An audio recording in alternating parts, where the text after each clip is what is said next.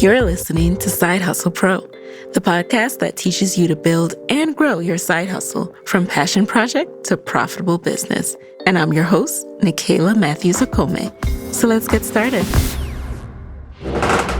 Hey friends, hey, welcome back to the show. It's Nikayla here, and today in the guest chair, I have Philomena Kane, aka Philo, who is a Ghanaian-American entrepreneur and content creator. In 2017, she graduated from Princeton University and began to cement herself as a hair care YouTuber.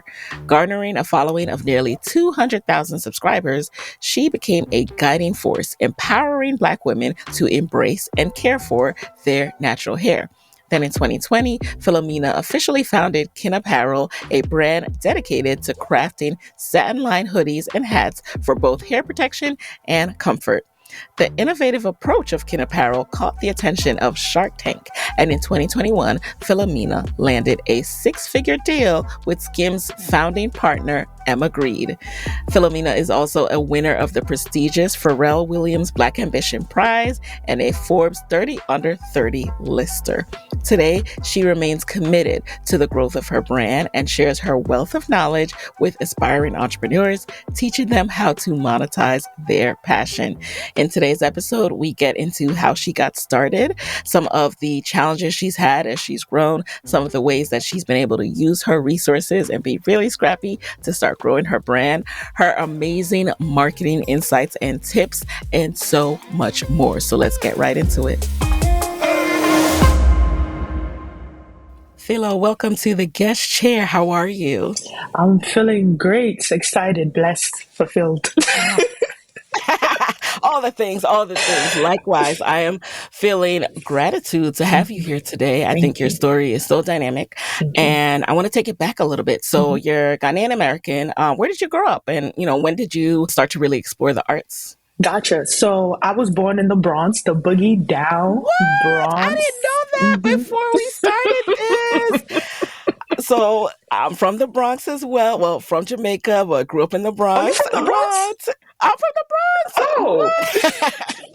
So, wow. So how did that shape your upbringing and who you are today? Got you. So I was born in the Bronx, but 40 days later, I was shipped to Ghana. Now, let me stop. No. Wait, help with childcare, because I can relate. I was taken to Ghana, and that's where I lived with my grandmother for the first 5 years of my life. So Really? I actually grew up in Ghana, and I actually grew up thinking my grandmother was my mother, even though my mom would visit frequently. I didn't know who she was. So, you didn't make the connection? Never. Wow. I was young, and I just was always by my grandmother's side, and that's really where I grew a love for my culture, for my Ghanaian background. She really instilled in me compassion, faith, and just always just loving humanity and learning and trying to help people. So from a young age, I've always just loved making people laugh or helping them in any way. And I really get that from my Ghanaian upbringing. And so when did you come back to the Bronx? So 5 years later, my mom brought me back. Actually, her uncle brought me back. And I remember this vividly. It's so crazy the things I remember, but I remember that day coming back to T-Bow Avenue. We used to live on 180th and T-Bow, and the guy told me to knock on the door. So I knocked on the apartment door, and my mom opened the door, and I'm standing there like, who is this? And then he was like, hi, I'm your mother. So my mom told me stories about how I cried every single day. I didn't eat her food. I was like, who is this? Where is my mom? But I was brought back to start school, to start kindergarten. Eventually warmed up to her, and that's so heartbreaking on both sides, right? No, she's my grandmother said she missed me. I was basically her youngest. But eventually. That was my mother, and I just grew up in the Bronx. Do you remember your impression when you go from being in Ghana to coming back to the Bronx? Like, what were your thoughts? Honestly, I was like, where am I? Like, I don't remember vividly those moments, but I definitely remember just missing the lady that was there for me from the beginning, Yeah. like Yeah. because because Devastating. that motherly bond is one of the first, or if not the first bond that you have as a child. And for me, it Hmm. was through my grandmother.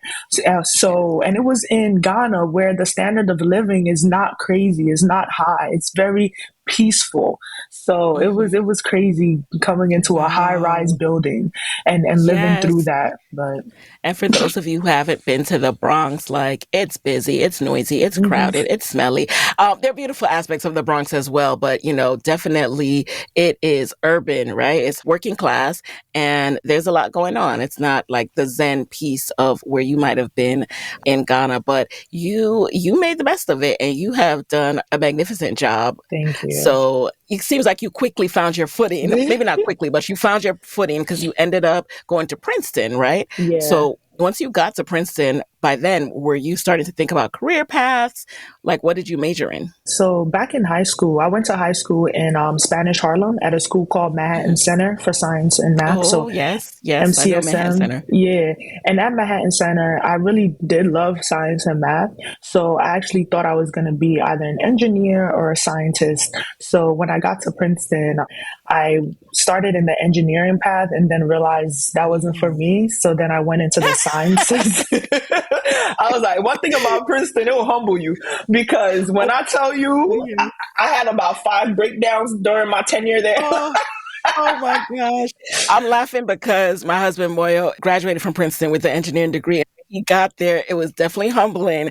And he was like, wait, I thought I took sciences. I thought I knew I was smart Yeah. in this Especially area. like for me being an inner city kid, high school did Mhm. not prepare me for Princeton. Yeah. Not at all. Not at all. And one of the biggest reasons that I got into Princeton, besides like having straight A's, was I joined a program called LEADA, which is the Leadership Mm. Enterprise for a Diverse America. And it's a Okay. program committed to bringing the nation's brightest students into the nation's top schools. So I Mm. got into that program after my junior year of high school. And that program helped me get into Princeton. So, Very, very interesting. yeah, And so you shifted to the sciences. I So you shifted were to the still doing sciences. sciences. So you Yes. switched to what was it, biology? Yes, I switched to Okay. ecological and evolutionary biology. What? So, okay, what happened between majoring in that to now being an entrepreneur with an apparel line? All right, my hair started falling out. That's Oh, yes, that's the how this age started. old tale.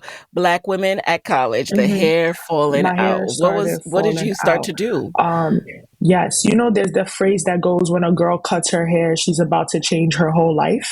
And I Yes. always tell myself, like, that's really, really my journey. So Hmm. during my freshman year, I was humbled again because I was like, wait, so it costs $100 to get a perm at Princeton, like in this area? Like, it costs less to go back to the Bronx, take the train, get my Right. hair done, and come back. So I was like, I What? can't do this because growing up in the Bronx, like my mom did hair, my grandmother eventually came to America. She does hair, Oh. and my aunt. So getting my hair done was never an issue until I entered Mhm. college, and I'm like, whoa, I can't do my hair because they did it for me my whole life. And at the Yes. time, we were all perming our hair, so Yep, yep, yep, my yep. hair just started falling out because I wasn't taking care of it. And then this was around 2013, 2014, when we started seeing a shift in black women in hair care, and a lot of Mhm. YouTubers like popping up showing how to take care of Yes. your hair naturally, right? And at the time I was playing rugby at Princeton, and my late friend Ozzy actually went natural. So during spring break, I asked her to chop off my hair, and that was the beginning of my natural hair journey. I was rocking this teeny, teeny, Nice. teeny afro, teeny Shout afro. out to you for the big chop. I could never Yes. do the big chop, but I relate to you. It's funny. My mom didn't allow me to get a perm until I was like 17. And I always joke I only had a perm 2 years of my life because once I got to college, I was like, oh, I can't take care of this. I'm going No, natural. exactly, exactly. So I went Inadvertently natural. going natural because it fell out. Yeah. No facts. And when I tell you, I became so obsessed with it. I was like, if I'm gonna Yes. do this, I'm gonna do it right. So I became a product junkie. I was watching every YouTube video I could find. I was even reading books. Like there was this book called the What? Science of Black Hair. I read that book like 2 times. Like I I was like, you know what? I'm gonna You. grow And my hair healthily. I Yeah. love it. And When did you start your YouTube channel? yeah, so it's funny because at the time I was on Snapchat. Snapchat was very popular in 2014. And every Yeah. day I would make a video saying, this is day one being natural, day 20, day 25, day 30. Oh, And my so you were friends, like a early TikToker. okay. And then doing little baby hairstyles and stuff. Right, right. And my friends would be like, Philomena, this is not YouTube. And I was like, you know what? You They sure weren't ready right. for you. You You had the sure right. vision. Yes. You sure right. This is not YouTube. So then the summer of 2014, I started my YouTube channel to document Mm, my journey as my hair grew. Not yes. not thinking of building a community, not thinking of people watching my videos. Literally, I wanted a place where I can come back and see my journey and how my hair was growing over the months and years. So that's Mhm. how my YouTube channel actually got started. Actually, Phil. Wow, that's so interesting. And I always love that kind of organic story of, I was just documenting what is going on Hmm. and documenting. Nowadays we flip to content creation, like we Hmm. we talk content, but honestly documenting is an easier way to look at it. If you just look at it like I'm just documenting, Hmm. it takes the pressure off and you never know where the documenting will lead to. Exactly. So as you were doing this, did this become your side hustle as you worked at other jobs on campus and then eventually graduate and work at a job? Yeah, so it became a side hustle when I realized it was making money. Ooh. Like what I said was in the beginning, it was just like you said, me documenting my journey. But I Mhm. realized people started watching and subscribing and telling me I was inspiring them and motivating them to also go on their natural hair journey. So then I realized a community is actually blossoming from this. Let me take it more seriously. Let me interact with the Yes. community, eventually growing it to about 180,000 subscribers. What? Yeah, Nice, girl. yeah. And that community became known as the kinfolk. The The kinfolk, yeah, kinfolk. and Okay, so we see and the seeds being planted. exactly. And kin stands for keep it natural, keep it naturally. A play. Okay, I Yep. love the You play on see, it words. all worked. It all It worked out. all works. See what happens when you're a natural marketer, when God has blessed Okay. you with the gifts. Okay, we'll get into that later because I We'll really get think to I that. was innately made for this.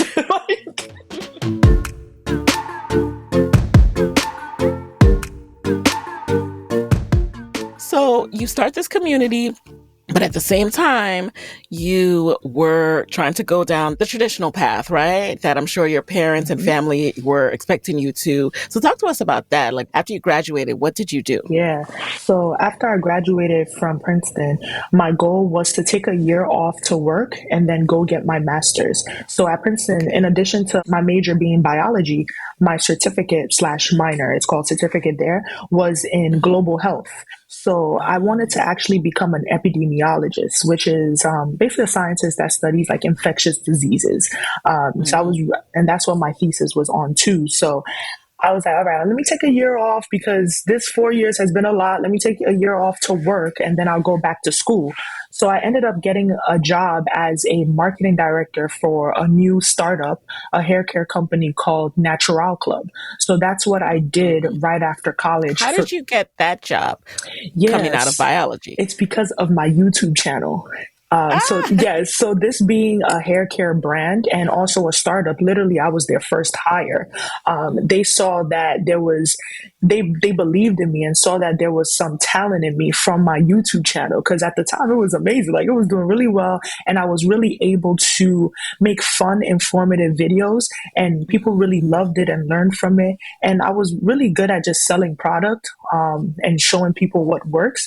And I think yes, they wanted that in a marketer, basically. So yes. that's really how I got the job, even though I was studying biology. That um, makes so much sense. No, yeah. that they were really smart to do that. I Hmm. love seeing content creators recommend things and show me how they use it because I can see if it works or not. Like you Hmm. sometimes you could tell when, oh, I'm just doing it because it's sponsored. But Hmm. when you see them incorporate it into multiple videos and rave and you can tell they love it, boom, I'm Exactly. sold. That's it. Hmm. So how long did you do that before you ventured out to do your own company? Gotcha. So I worked there for 3 years. So from 2017 to 2020. So 2020 rolls around. This is like around January, and I'm beginning to think, you know what? I've been here for 3 years. Um, what will happen if I leave and put my all into actually growing KIN Apparel? Because at the Hmm. time, KIN Apparel was a side hustle. I was selling Yeah. my hoodies as merch for my YouTube Mm. audience. So Oh. yeah, so I asked myself, like, you know what, this was the biggest risk I've ever taken. But one thing about me is I'll always have a plan Hmm. B. So I told myself I'm gonna leave Natural Club, put my all into Kin Apparel, and if it doesn't amount to anything, I'll be a full time YouTuber. That was my plan B. Oh, Yeah, I so love how both plans were like entrepreneurship, but I know, right? I know, right? but Different at least you ways. had a successful Hmm. channel. And you mentioned that you were selling KIN Apparel Hmm. as merch for your YouTube, but Hmm. let's go back a little bit. What made you decide to do merch, and what was KIN Apparel at that point? Was it satin lined or was it just hoodies? Gotcha. So let's go back to college. In college, Yes. because I basically had my motto on my YouTube channel was keep it naturally, right? So Uh-huh. it being an acronym, KIN, I started making baseball caps in college that Mm. had the KIN logo on it. At the time, the logo was Oh. bulky. It was like made with the kente print that originated in Ghana, and there was no satin in the baseball caps. It was just cute baseball Oh. caps that said kin on it with kente. And I will sell that on in school. And let me tell you, like, it will sell out in like a day or two. And I will also, What? Love yeah, it. and I also sold it on my Snapchat because some of my Mhm. subscribers like followed me on Snapchat. So that's really Yeah. how kin started, like literally And just how much selling. were you selling those for? I was selling hats for $25 on campus. Ooh, nice.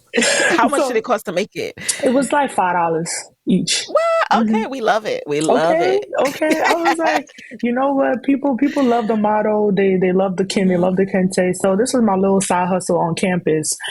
Yeah. But prior to that, so when I was playing rugby at Princeton, I played all 4 years. When I eventually went natural after my freshman year, my hair, I saw that I would always put a scarf on my head during practice because I didn't want to Mm, be laying on the floor with all this debris and stuff getting into my hair, or putting the yeah. our hoods on and then my hair just like the cotton just sucking up all of the moisture in my hair. So I would Yep. always put a scarf on before putting a sweater on, before putting a hoodie Mm. on. And then in passing, one day I was just like, you know what? I'm gonna make satin line hoodies one day. And I just like forgot about it. I just said it and forgot about it. But that's really, really how it started, from like my experience at practice with my hair just always being dry and me always having to put a scarf on. And then as my hair started to grow, no hood even being big enough to fit my hair. So So smart. yeah, Yes. it was all Because we have the things. big Hmm. fros and we like big hair. Like Hmm. even when it's not our fro, we like big hair. But I never even thought about that, right? Like every single thing that's touching your hair is friction. It's sucking moisture out of Hmm. it, and everything from your sheets. And we have pillows now, we have sheets, but we don't have hoodies and sweaters that protect it. So Exactly. what were the next steps? When did you start go from the hats to the hoodies? Yes. So, and this is a testament to just having a YouTube channel and putting yourself out there. You never know who is looking, who is watching. Because one day, this was around 2018, end of 2018, I get an Yep. email from an agency that collaborates with content creators or influencers to make products for their audience. And they said that they saw that my community is really receptive, engaging, so they would like to make a hair care product with me. At the Hmm. time, I was working for Natural Club, so it was a non-compete. Like I couldn't make a hair care Oh, product okay. because whatever hair care product I wanted to make, I already made it with Natural Club. Like I gave them so many ideas. But Yeah. then I asked them, "Can we make hoodies? Like, can we make satin line hoodies?" So they got back to me a week after, and they said, "Yes, we can make satin line hoodies with you." So the first ever satin line hoodie that I brought about was a collaboration between me and an agency. And it was a 6-month collaboration where they fronted everything. And all I had to do was What? market the hoodie. And it was like, we had one black hoodie and one green hoodie. And those were the Did it say first. KIN Apparel? It said KIN. It said KIN on it. KIN. Okay. Yeah, it said KIN on it with the bulky KIN logo that has now changed to this. A little Oh, cutesy, very demure. very cute. Yeah. When you hear this episode, you'll know exactly when it came out, which month. True, true, true, true. Oh, Um, good.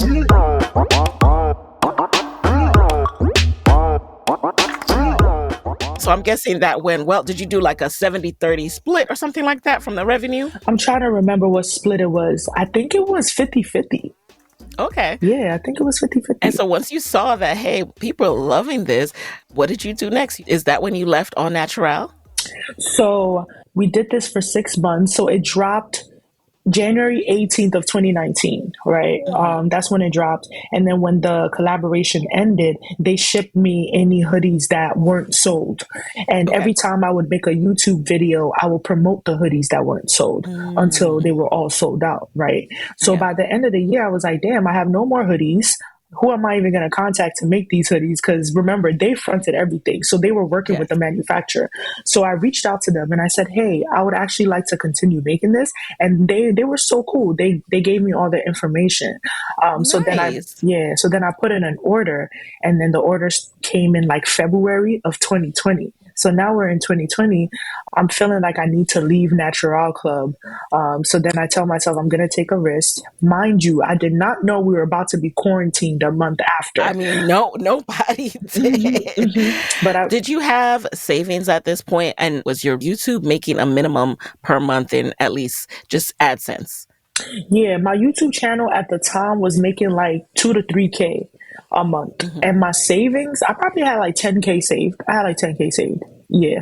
Gotcha. So it wasn't like anything crazy, but it was definitely Yeah. something that like if I continue promoting a product or making YouTube videos, I could still sustain a living. Um, so I left Natural Club. I believe it was April 5th of 2020. I gave them a 1 month notice because I had a pretty So even significant after the role. quarantine went into effect, you said, I'm still quitting. Why was that? Yeah, I put in my 1 month notice before the Okay. quarantine went into effect. Oh, Yeah, got it. so looking back, I would have still left. Yeah, yeah. Because you were just ready. You were just ready I was to try ready. this out. I was ready. Yeah, And there's money in content creation. I love my YouTube yeah. channel. So, What were you pricing the hoodies at? And then how much did it cost to make? yeah, the hoodies cost $13 landed, and landed means with shipping from the Okay. manufacturer to me. So it was about $13 landed, and I was selling them for $60 and $65. Nice. Because does that satin up the landed price? I'm sure, right? Definitely, definitely, especially when you're Yeah. using high grade satin. So Mhm. there's so many different types of satins and silks, Mm. but I wanted to make sure I pick like high quality ones. And at the time, we were double layering every satin to make sure it was thick and sturdy too in the hood. So did you go through a few prototypes Oh to yes, make sure? Yeah. And yes. then like with the washing of it, how did you ensure that it would still maintain the quality needed to protect the hair? What was great about it is the agency had low key done the initial work because they were sourcing and sampling. Whenever samples Mhm. came in, they came directly to me. So I would tell them, Mhm. hey, this hood is too small. It doesn't fit my hair. Or this Yeah. satin quality is not good enough. So when it came time for it to switch over to me handling everything, we still did the same thing because now I wanted more colors. So they will Yes. send me satin books, and I will pick the satins that I want, and then they'll send me a hoodie sample, and then I'll wash it. I'll dry it to see if the satin was coming out of the hood once it's been Yeah. washed, and it did. So Ah. I was like, hey, you need to find out a stitching way that can actually secure this, and they did. So Oh, it's so smart because sometimes we're not open to collaboration and you have to be open to the possibilities and, you know, that's really teaching me something right now as well. Mhm. Because sometimes you're like, oh, I don't want to split the money, 50-50, what? But look where it's taken you. Exactly. They were doing a lot of work at the end of the day. And Yes. even with marketing, I mean, they wanted to feed off of my community, which they did because we sold a lot of hoodies. So Yeah. So let's talk about the marketing piece now. You know, you love content creation, which is a plus, but it's work and there's strategy involved in it. So how were you marketing these hoodies so that people not only liked it and said, oh, that's cute, but actually bought it? got you. So with this question, are we talking about like the initial stages of KIN Apparel when it was being sold to just my YouTube channel? Both. I love that you clarified that. So let's start with the initial phases, right? The initial phases with your YouTube channel, and then we'll get into once you actually launched it as a business. So one thing I would say is people are more inclined to buy something from you when they like you or when they trust Ah, you. yes, Yeah, yes. so just starting a community before starting a brand was definitely a Hmm. big plus because it didn't seem like I was just advertising to people something that they should buy. They already had a connection with me because they loved my channel, they loved my personality and my videos. So True. with this product coming out, they were like, "Oh, let's support Philo. I'll support video. I'm like, I'll support Philo." And it was more than just like she's selling this. All right, I'm a support. It was also like, Hmm. actually, this is a product that will do more for me because there's nothing like it on the market. So it was a Hmm. win-win for them. So it was very easy to sell on my YouTube channel because people already knew who I was and already loved me and trusted me and loved my videos. So every time I would make a video, and I used to make videos with one of my good friends, Performance, we would we had a series called two different hair types, same products. So I have like 4C, I have Oh. 4A hair and she has 4C hair. And we will try the same products to see how our hair types and porosities reacted to it. So that series did really, really well on my channel. So every time we will make a video, we'll be wearing the hoodie at the beginning of the video. Oh, So yes. after introducing the products that we'll be reviewing, we'll be like, okay, so what we wearing today? What we wearing today? And then we'll do a little like 30-second Yeah. advertising about the hoodie, and people will Hmm. buy it. People will buy it, and then we'll go straight into what we were reviewing that day. So that's I really love how I it. sold the hoodies on YouTube. Yeah. Yes.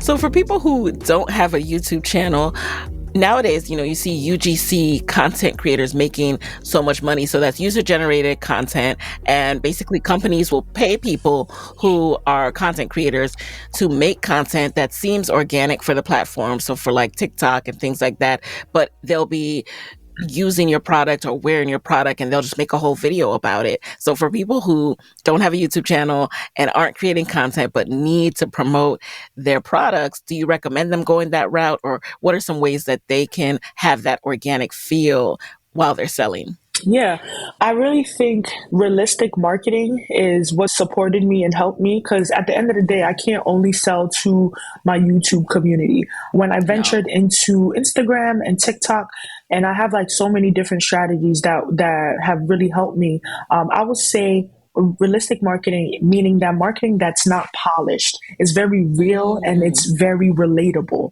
marketing that's not polished. I love that. Yeah. So I always say like imperfect actions lead to actual results. So you don't have to Mm, be always crisp all the time with what you're showing people.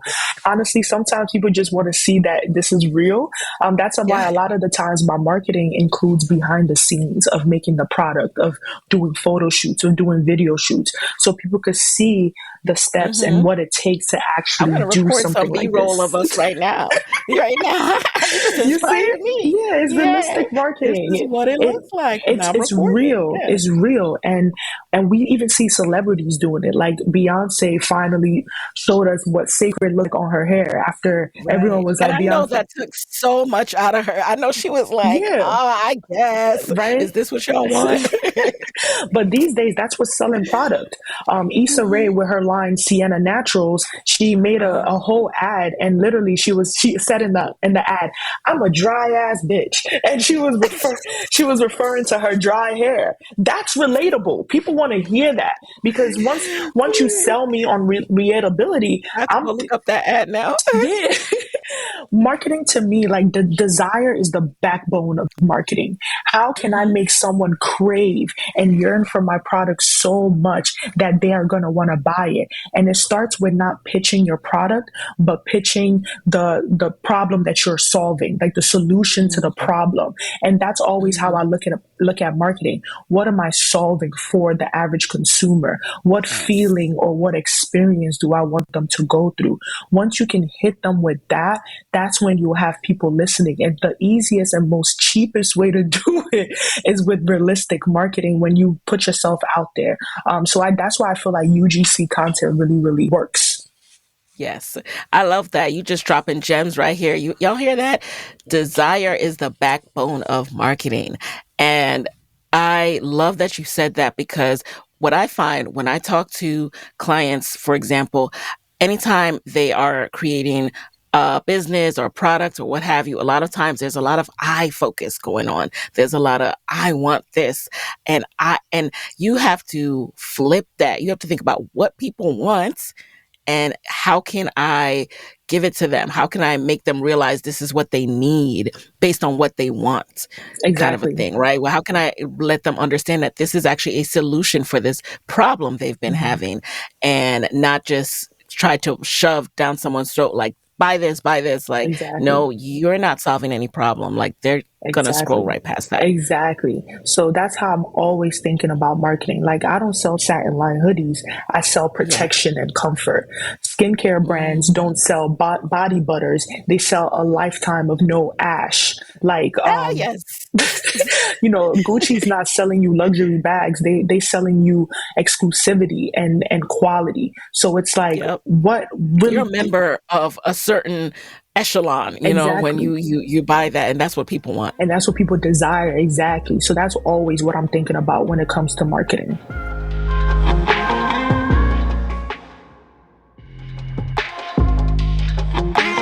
Let's talk about finances now. So a lot of people lose money when they start any kind of business. What Mhm. has been your experience? Did you lose money? Did you make money? Mhm. Yeah, I definitely lost and made money. KIN Apparel has made about ten million since starting. What? Yeah, starting in I April love of that. 2020. Insert claps, claps, claps. So, I don't know why I was not expecting you to say that, girl. I'm so proud of you. oh, thank you. But I didn't know that. But this is, again, why I just love talking to phenomenal women like yourself because, like, you're talking about an apparel company, and sometimes people see something like that and they don't realize the scale you can grow to with that. Mhm. So, kudos to you. Thank So, you. yeah, tell us more about the financial journey with it, though. Yeah, so when KIN Apparel started, I started applying to grants. I started applying to grants. There was a grant that Jamie Schmitz, who was the ex CEO of Schmitz Naturals deodorant, and she sold Oh, that. okay. Yeah, Schmitz Naturals, she sold it to Unilever a couple years Hmm. ago. And during the pandemic, when I tell you there were so many grants focused on Black owned Hearing that businesses, everybody who comes on the show is talking about the pandemic, the pandemic. Oh my it gosh, was poor like, George wow, Floyd. we're seeing now. Oh my gosh. Yes. For like a moment, we're coming out of it now. And we're like trying to hold on. Okay. But But tell us how it impacted your business. yeah, so Jamie Schmitz came out with this grant called the Entrepreneurial Dream Grant, and she was giving Hmm. $50,000 away to two businesses, so $50,000 each, for a business that one was growing, was like starting out, needed some funds. So I applied and I won. I won that grant. I won $50,000. So that was the first Nice. insertion of cash into KIN Apparel. And I was like, oh my gosh. Like it was amazing. I was able to buy inventory, able to put some money into marketing. It was amazing.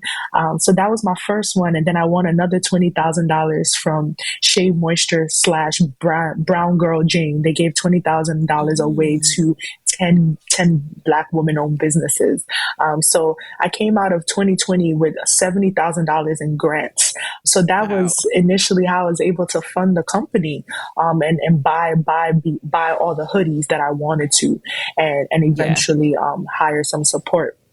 I was going to ask you about the hiring piece. So, who did you hire to help support with things like shipping, customer service, managing orders and all that. Got you. So in the beginning stages, I would make basically I'll put a call out on my Instagram asking for, hey, I need an intern, someone to come in and help me pack orders. And I actually got my first two people that way. One girl helped for a couple of months and another girl helped for a couple of months. They'll come in, help me pack orders, and then do customer service and then leave. And did you pay them anything Oh at all? yeah, Or yeah, is... yeah. Oh Oh, yeah. okay. I was like, wow, those are some nice Oh no no no no no! volunteers. They definitely got paid. They definitely got Yeah. paid. And then Okay. when things got crazy, because we had an ad go out on the Shade Room. So after I won some money, I paid Mm, for a Shade Room ad, which like I don't recommend unless like you have money to spare because they cost a lot. At the time, they were doing a special for $3,000, but usually uh-huh. Shade Room ads go for 6,000 and up. So I paid the Okay. 3K because I mean I just won a grant, so this was the best investment. And that ad was amazing. It got like over 100,000 likes on the Shade Room platform, Mm, which brought in over like 500 orders. So it was, mm. yeah, it was going crazy. So I hit up my friends and they came from Jersey and Yeah. the Bronx to come help me pack orders. And that was free because they Wow. were my friends. They were like, I got you. They were supporting me, helping me pack orders, pack orders. And then I realized I needed to get someone that was hired solely to help me fulfill orders. So I put something Okay. out on the KIN Apparel Instagram, and that's how I got my first like person who helped me pack orders, and she did customer service too. And then eventually Mhm. she became like my operations manager the following year Okay. at KIN Apparel. So it's really a lot of like trial and error and just seeing Yeah. who's willing to help. And also understanding what type of field you're in. Like this is a Mhm. startup at the end of the day, so you need people that are very flexible, understanding, Yes. and dedicated to the cause, which is basically growing the brand because it's not a Mm. corporation. No, and I love that you just put it out there, right? You never know what people will say. That's also inspiring because there's this fear sometimes of asking or looking like you don't have it all together with your business, which we don't. Mm-hmm. We're a Mm-hmm. startup, right? So you just have to ask, and you be surprised at who's out there willing and wanting to be a part of a movement. No, Of helping seriously. grow a company. So that's Yeah. so cool. And I think so, even though the Shade Room ad was expensive, I mean, Mm-hmm. it was what, like 10 times Oh yeah, the yeah, in, yeah. in terms of, It paid yeah, for itself. it paid for itself. And I hope that's results for other people as well. But you have to have a good product too, right? You see nowadays, like sometimes ads go out there and they miss the mark. Yeah, you have to have a good product and also know how to market to people. Yeah, so you have to market to people the way they consume content on that particular platform. So Oh, especially yes. on, Good yeah, note. so especially on Instagram, a lot of the times headline posts do really well. So like I Yep. have a big title headline and maybe a video and an image right underneath it. So knowing Hmm. that does well, how can I remix my content or my ads or my product to fit into that Yes. type of template? So Make it yeah, organic for the exactly, platform you're exactly. advertising on. I love that.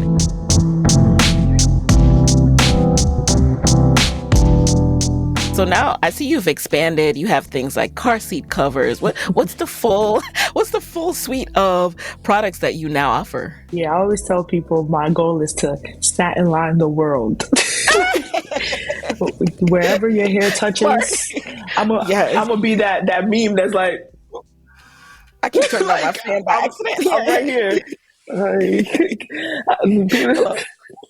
people that your hair hate to see Kin Apparel come in because we're just like your hair touching that. All right, let's Right. satin line Okay. it. Cool. Cool.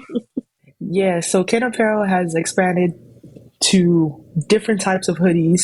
So we have thin hoodies, we have thick hoodies, we have teddy bear hoodies, we have Sherpa hoodies, we have lightweight cargo set hoodies, we have athletic hoodies, and then we've also expanded into sets. So now a lot of our hoodies come with the matching joggers or the matching pants or the matching Ah. cargos. We've expanded into dresses. We make everyday casual dresses and fitted dresses. We've expanded into satin bonnet pillowcases. So pillowcases that are elastic Nice. and can Yep. easily fit onto your pillow and can also Yes. double as a bonnet. And then my Mhm. personal favorite, people love our hats. We've expanded into bucket hats, but not only bucket Nice. hats that come in 4 different sizes. So you can actually find something that fits your head. Because the big head market was Yes. not being served until KIN No. Apparel came along. Okay. Do you have kid sizes? Because I need that for my son. Yes, we do. We have kid size bucket Yay. hats. Okay. Yes. It'll probably fit a regular size right now, but yes, I love Yeah, that. bucket hats, beanies, dad hats, visors. Like we do it all, and it's still we have some really cool things coming out this fall too. So I love that. What's your approach to expanding the product line? You know, people always say to start small with the SKUs, aka the different selection of products and colors, because you don't want to end up with too much inventory. So, what's your approach to it? my approach to it is listening to the consumer and seeing what colors actually sell. So, for example, our most popular hoodie is the all black one.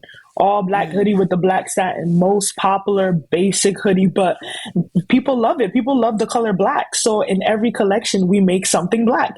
So really actually listening to the consumer, looking at what the data is saying and making sure you always have, we call it our core product. So our core mm, products will always be the one black hoodie that you need to make sure you have in stock year round. Like that's the product that's yes. never out of stock, right? And then you have something that comes after that. Well, you have novelty, which is like, you just sprinkle a little something there to get people excited. Because one thing you never want to lose is momentum in your brand. So yes, it's great to have basic things that people love, but also just bringing in things that are exciting. So people can be like, oh Yeah. my gosh, yeah, like y'all always expanding. Okay, let me get that one. Like we made onesies and then satin line onesies and satin line windbreakers. So Ooh. yeah, satin line coats. I love it. And before we jump into the lightning round, I'm curious to know how you are navigating the changes in the economic landscape these days, the changes since 2020 as far as funding. How's it been for you? Amazing question. Amazing question. I will say that it's very important to make sure you're applying for grants and accelerators. So KIN Apparel has been fortunate enough to win over 250,000 in grants from different Nice. programs. It's very important to follow organizations that are there to support Black-owned businesses, especially Black women-owned businesses. So organizations like Black Ambition, the New Voices Fund. So Yes. organizations like that, and even this website called Hello Alice, where you can go on, make a profile, and then they frequently send you grants that match your profile, right? Grants to apply to. There's so many out there that, and I'm forgetting some of them, which I'm sorry about that, but there's so No, many. even that's so helpful for folks. I love when people share real resources. So, are there any tips though for getting the grants? I think sometimes it can be a little discouraging when you apply for a bunch and you don't get it. I know you have to keep pushing, but what are some things that you think have helped you be so successful with it? Yeah, so definitely telling your story. You really have to lead with why this is important. Like, okay, you have your products, but why should I care? Why do you Mhm. care? Is there something that happened in your personal life and that's what made you start this product? Like, KIN Apparel is very like dear in and dear to my natural hair journey.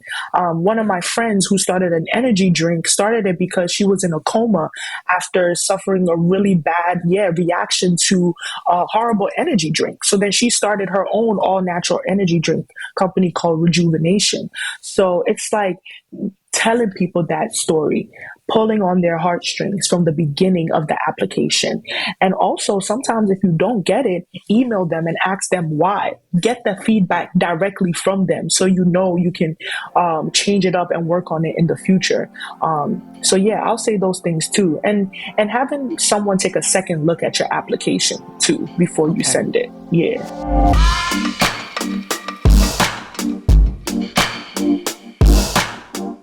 So you have to tell us you were on Shark Tank. So how did I that come was. about? And was it helpful? Yeah. So 2020, I'm on the phone with my mom. This is when I had left Natural Club to pursue KIN Uh-huh. full time. And my mom is like, "Have you ever thought about being on Shark Tank?" And I was like, "No." Like, what are you talking about, mom? Because at the time, I loved Shark Tank. I watched Shark Tank all the time to learn about business jargon, but I never Yeah. connected that the entrepreneurs on the screen were just like me. And then, literally a year later, from when my mom asked me that question about Shark Tank, I get an email from a casting producer asking me if I ever thought about being on Shark Tank. Crazy.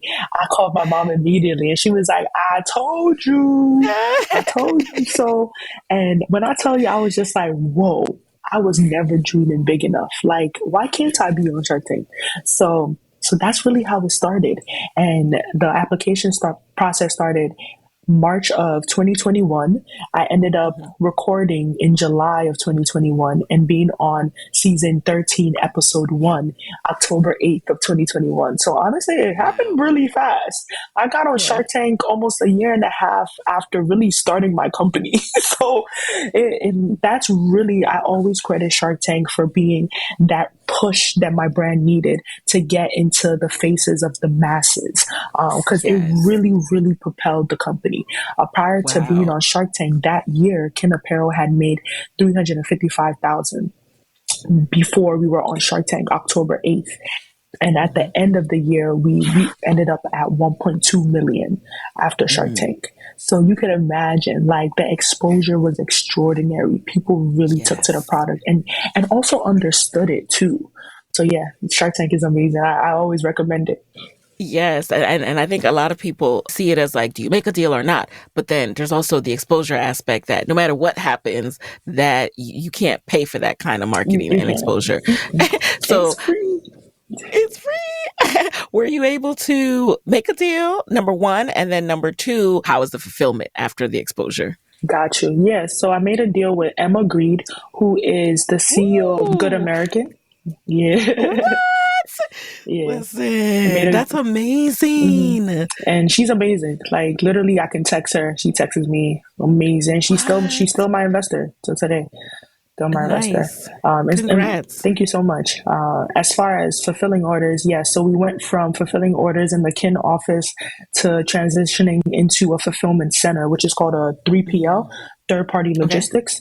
So we Yes. moved all of our inventory to a warehouse and they started fulfilling our orders. But I've Mm. been through 4 warehouses since Really? 2021. Yeah, Why? because you can never trust them.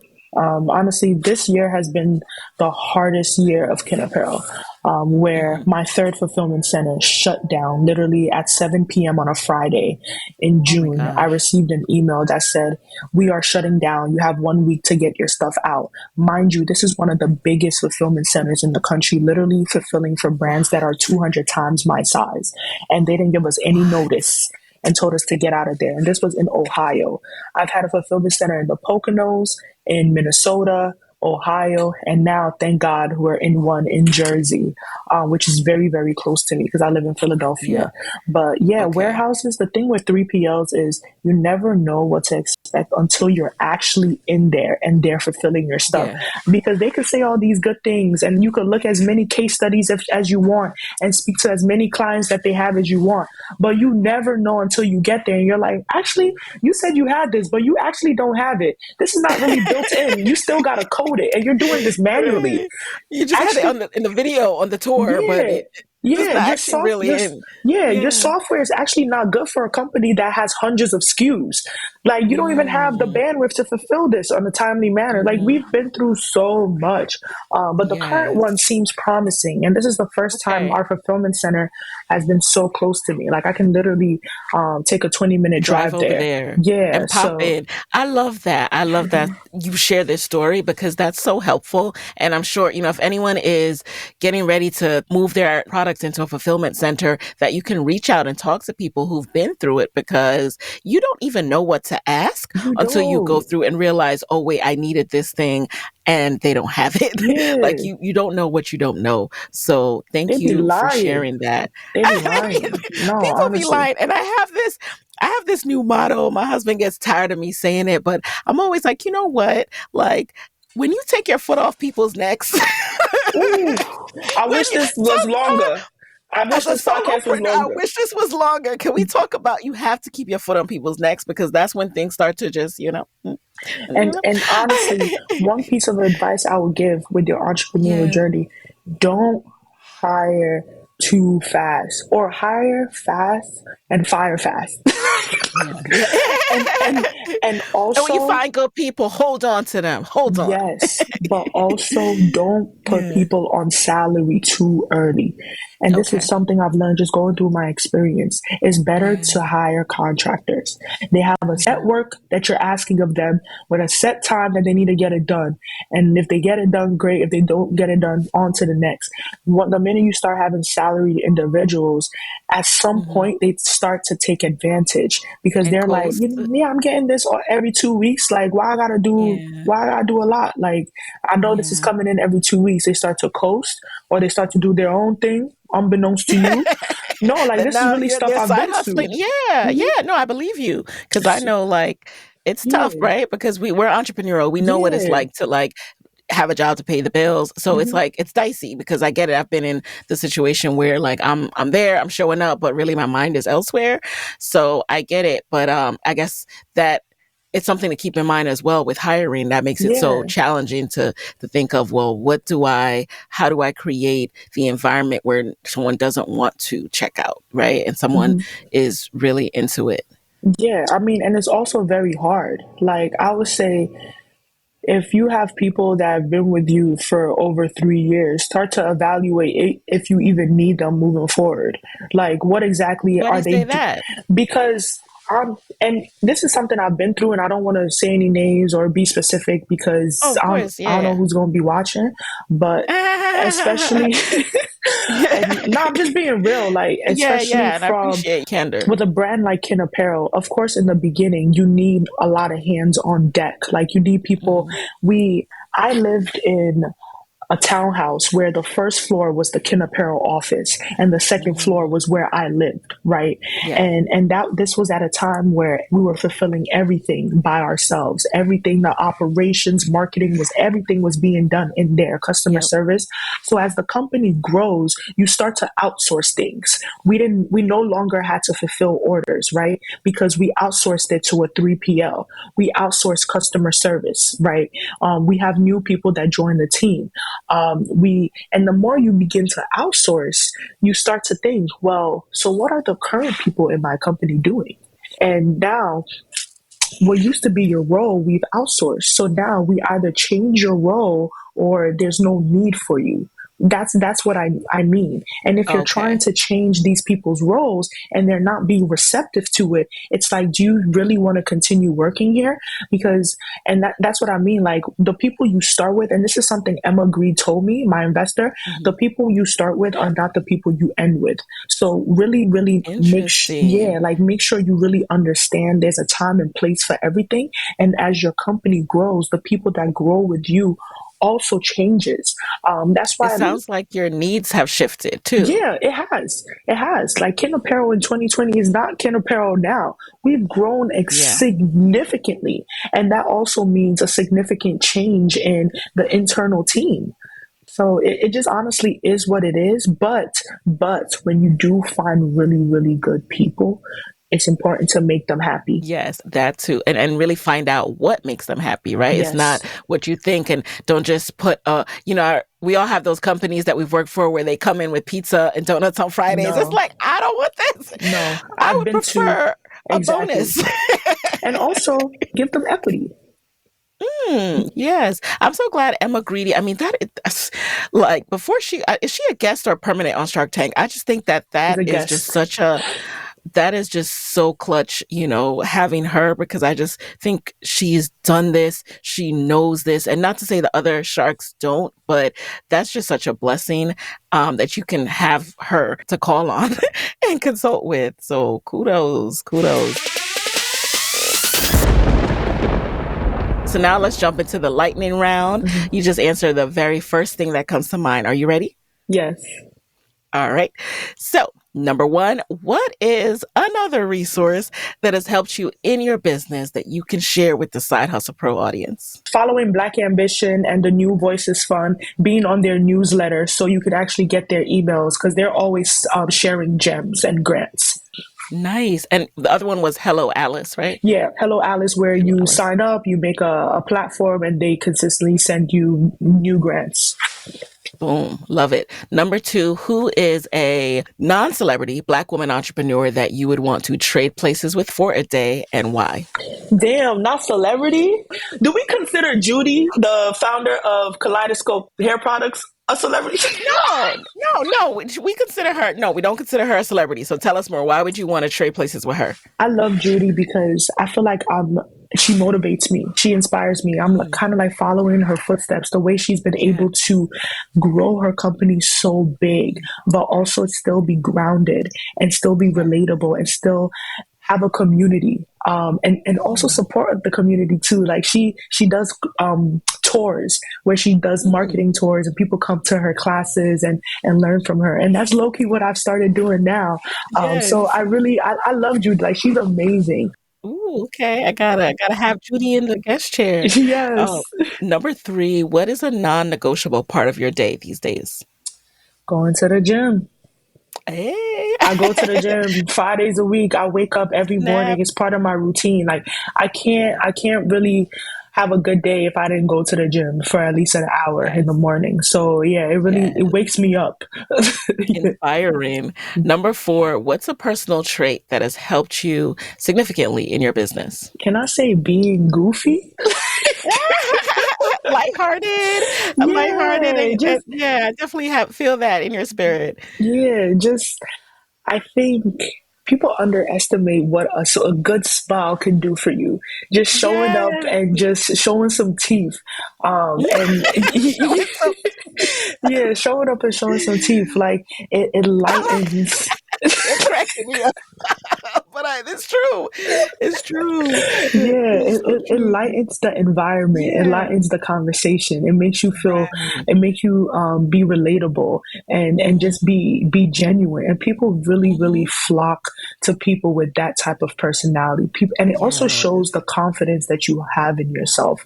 And the root word in confidence is confide. Like, if I trust you, Mm, like, I'm gonna confide in you if I trust you. So I always tell people, really trust in yourself. The more you can yes. trust in yourself, the more confident you are, and the Yes. more people will flock to you. So yeah, I would say like goofy because I'm always like smiling and Yes. stuff. Yeah. You're so right about that, and I think it also disarms people. I mean, Mm-hmm. as long as they're not too, guarded, but yeah, it Mm-hmm. disarms people, and you're right about that confide root Mm-hmm. word. You can Mm-hmm. tell you're a smart cookie talking about root words. I'm screaming.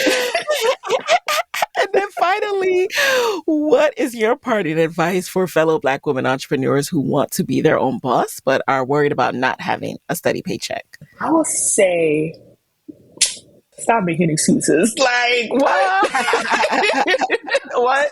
You could do it. It's okay. I yeah. think people, it goes back to the whole confidence thing. Like, people don't have confidence in themselves and don't believe in themselves. And Mm, you really gotta just take a risk. Start small. Start imperfect. mhm. And really be consistent. I think people need to create more than they consume. Like, people wake up and Mm, go on their phones every single day, and they're yeah. sending reels and TikTok videos to their friends. But how about, instead of that, waking up and making one piece of content before you consume a piece of content? And the more you can do that, the easier it becomes, and the more of a routine or a habit it becomes. So I would say they need to get out of their heads. I'm a prime overthinker. I overthink Yeah. everything. Um, so being in your head is definitely something that, like, people are always at, and it really stops them from really pursuing their dreams. So Mm. create more than you consume, and have that be Create in your more head than you all the time. consume. Yeah, Oh, I love that. That's a challenge. I accept that challenge. Create more than you consume, and I hope y'all accept it too. So the next time you're about to whip out or scroll, just think like, what's one thing I can share today, create today, or even just record and share later. So I exactly. like that. Now, Mhm. where can people connect with you as well as KIN Apparel after this episode? People can find me at Naturally Philo on Instagram, Naturally Philo. That's PHILO. And you can find KIN Apparel at KIN Apparel _ on Instagram, TikTok. That's KIN Apparel _. And if you would love to buy some of our satin line apparel, like the one I'm wearing now, let me show you, And fits it's all the so hair. nice. Oh, look at It's that. all I the hair, love period. that. I love that. You can find us kinapparel.com. All right. And there you have it, you guys. We'll talk to you next week. Hey guys, thanks for listening to Side Hustle Pro. If you like the show, be sure to subscribe, rate, and review on Apple Podcasts. It helps other side hustlers just like you to find the show. And if you want to hear more from me, you can follow me on Instagram at Side Hustle Pro. Plus, sign up for my 6-bullet Saturday newsletter at sidehustlepro.co/newsletter. When you sign up, you'll receive weekly nuggets from me, including what I'm up to, personal lessons, and my business tip of the week. Again, that's sidehustlepro.co/newsletter to sign up. Talk to you soon.